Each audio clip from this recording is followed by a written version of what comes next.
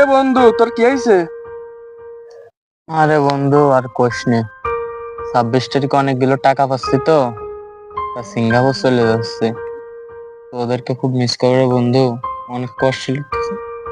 তোদেরকে ছেড়ে যেতে বলছিল।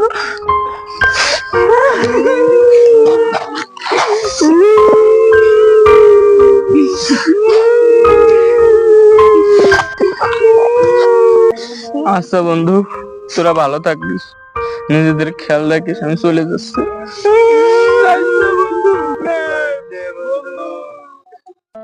হ্যারিস্টার থেকে টাকা পাবো বলে আজ আমার কলিজার টুকরা বন্ধুদের থেকে বিদায় নিতে হলো।